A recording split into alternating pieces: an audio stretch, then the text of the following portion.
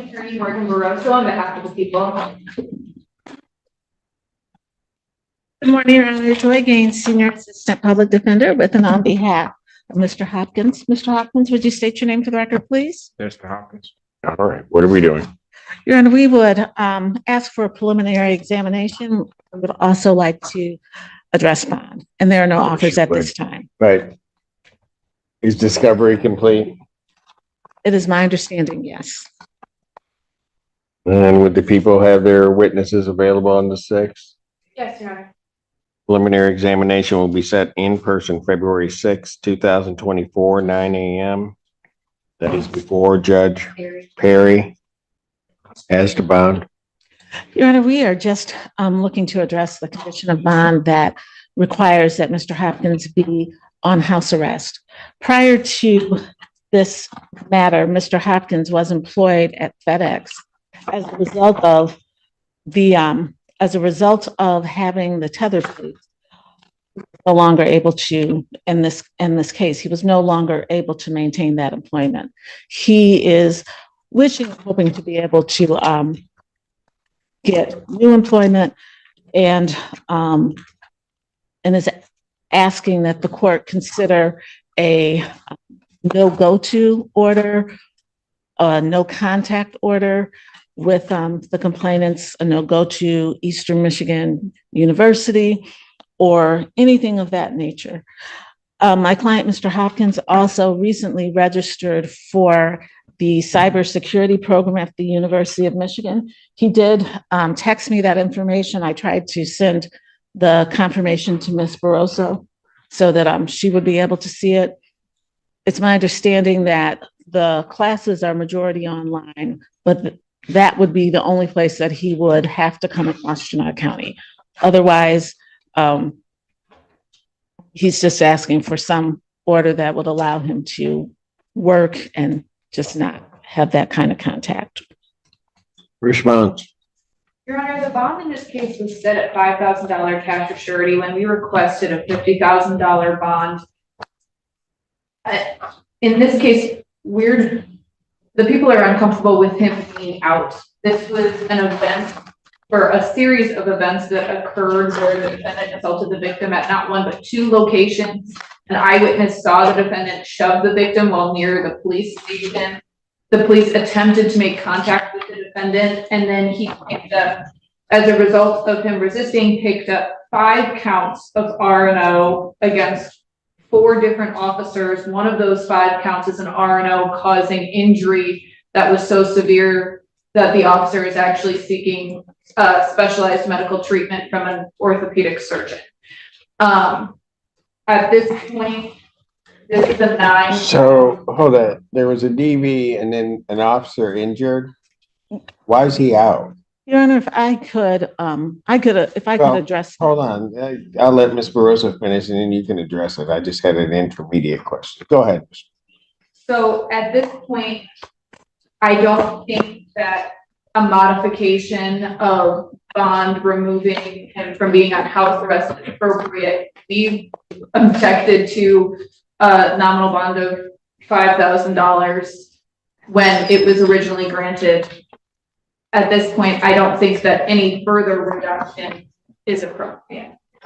Okay. A couple of things. First of all, Mr. Hopkins is here with his father. He is 20 years old. He has no prior criminal history. In reviewing the police report and the video, even the report references that the altercation, that the incidents that resulted in this charge, that there were, In which that it was, charge? I'll start with the domestic violence. That with those charges, that there was a more complicated situation. I believe the officer said, the report says something to the effect of, and this would also go to the property, that there had been physical altercations between the 2 of them, fighting between the 2 of them, and breaking of objects between the 2 of them. So I believe that there's more to this than said. The allegations of the domestic violence are the one of the shoving, and also I believe Mr. Hopkins taking his own computer back from the complainant. That's the second allegation of the domestic violence.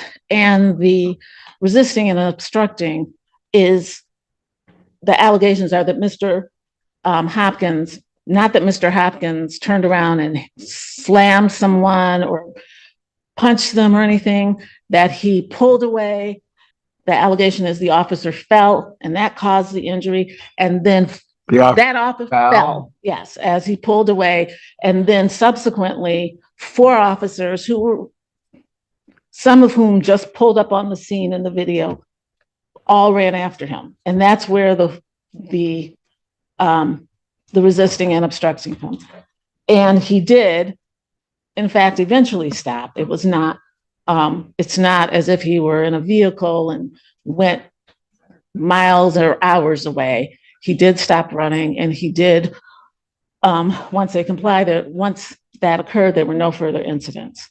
Your Honor, I'm sorry, that is not the characterization of the RNO. The allegations include him punching 2 officers in the face, breaking free of their grasp, causing them to fall to the ground, twisting and seriously injuring an officer's finger.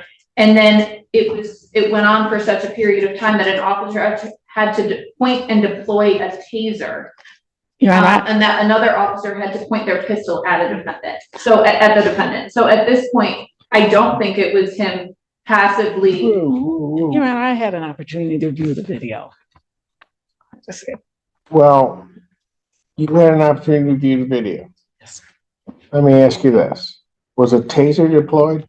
Your Honor, when the end, I think that's either yes or no. Was a taser deployed? Your Honor, as soon as the officer saw him, she pointed the taser at him. This is not, as soon as she saw him, she pointed the taser at him. This is not a situation where he was running and pointed the taser. I didn't ask that, Ms. Gaines. I did not ask that. Yes, sir. Was the taser deployed? Yes, it was. Did an officer have to draw their weapon? I did not see that. I could not see that on the video. Ms. Barroso, are you indicating an officer had to draw their weapon? That is what was indicated to me in the file, Your Honor. Yes. And then there's an officer that's injured. Again, we'll ask the question. I don't know why this individual's out. Again, Your Honor, he's 20 years old. He has no prior history, and he has no reason to come back to Washtenaw County other than for school in this case. It's my understanding, I have not heard any information that he has had any contact with the complainant, has violated any orders. He is just asking to be able to go to work and to be able to get a job and go to work. Your Honor, would you want to hear from Mr. Hopkins' father, who's present? I don't know what he could tell me at this point in time. I'm more worried about the bond as it originally is set. I don't, because what I have here and what's been indicated by the people is that he punched the officers in the face.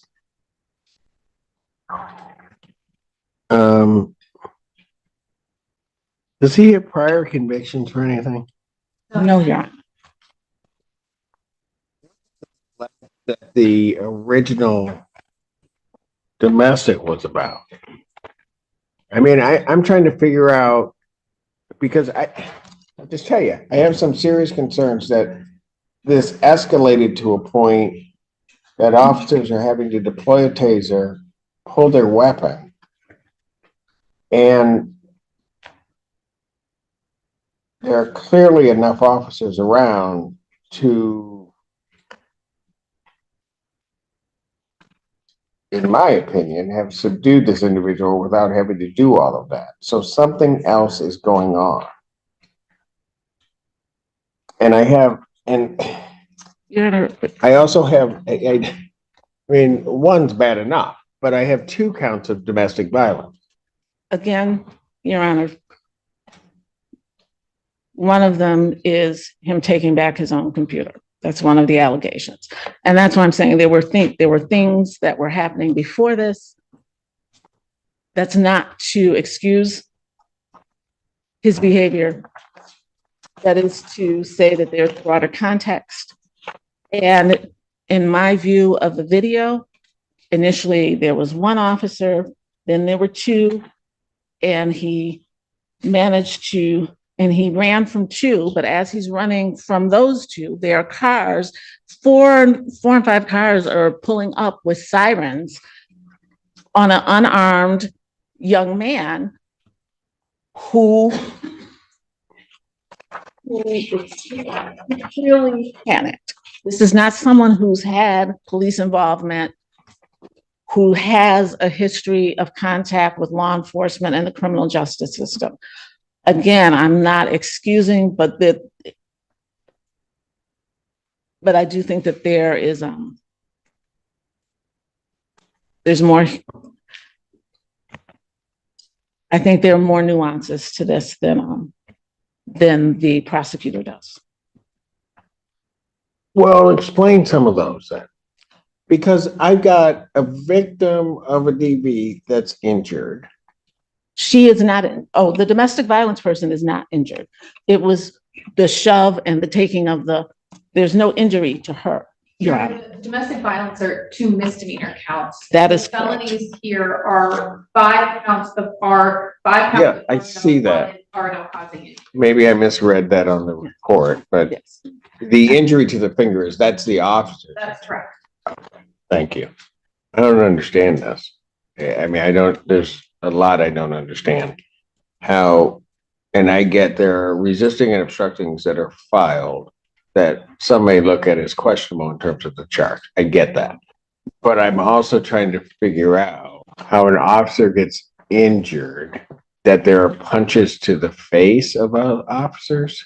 I mean, Ms. Gaines, I don't get it.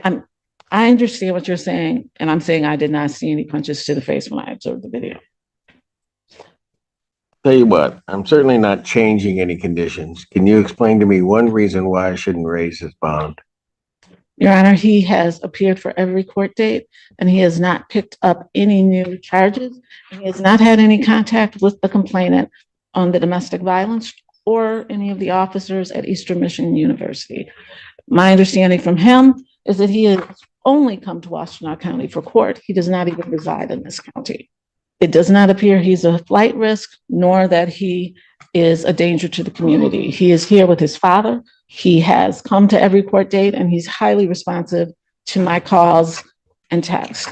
And absent the no offer in this matter, we'd be looking to resolve it.